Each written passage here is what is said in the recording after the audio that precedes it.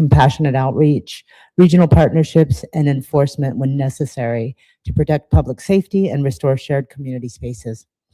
The efforts discussed today are guided by the Safe City Initiative, Homeless Protocol, Tucson Police, and other departments, as well as close coordination with the Tucson Pima Collaboration to End Homelessness.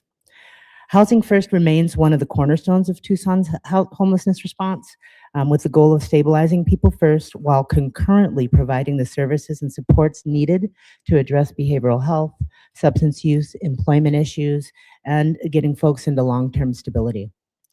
Today, the city supports a range of Housing First and shelter programs citywide.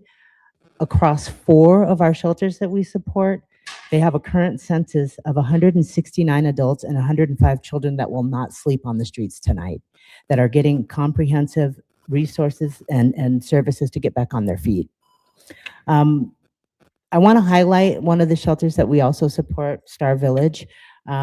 Specifically, I want to highlight it. It's operated by Primavera Foundation. It plays a critical role in our system as a placement option for individuals wanting to exit unsheltered homelessness.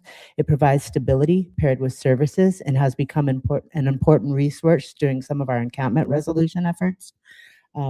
They have served 335 individuals in the month of November. It's a strong concentration of outreach from Ward 3, really indicating the program's reaching its intended geographical areas. The outreach volume still remains high relative to our housing capacity, which affects downstream enrollment and referrals. 67 housing assessments were completed during the reporting period, and there are 21 active residents at Star Village today. 11 residents are enrolled in case management, and there have been 218 individuals that were unable to be referred to Star Village, largely due to capacity constraints or eligibility limitations. All are given resources and shelter nonetheless, and where the information can be accessed for other shelters and other services. Some of the strengths of this effort, this pilot that we're doing, are a high outreach effort, like I said, in the geographical area that it was intended to, Ward 3, stable, active resident population that's engaging, emphasis on well-being and support services. And some of the challenges are limited housing capacity relative to the need and demand for people to get into housing. In the first 3 months, Star Village has demonstrated a great frontline engagement and stabilization efforts, and we can best support this pilot by identifying better housing placement options for all of these clients. It's a clear example of how these collaborations connect directly to encampment reduction and public safety concerns. I'm sorry, we're having some technical difficulties. Okay. But go ahead. I think you're good to go. Okay. So I want to shift to another effort that we're working on in collaboration with our outreach deployments that we're doing citywide. We've seen a gap and a need on how to help our unhoused neighbors with their personal property.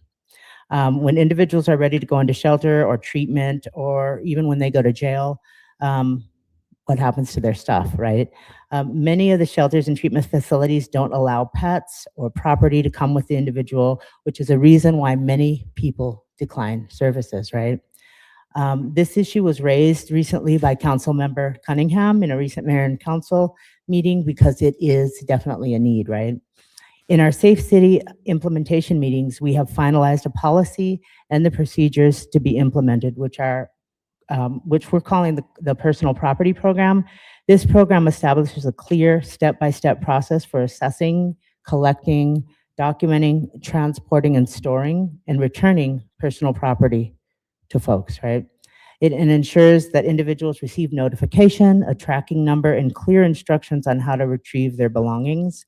This program ensures personal belongings are protected while allowing the city to maintain public health, safety, and access to public spaces. And it allows for a centralized property hold system with documentation and accountability at every step.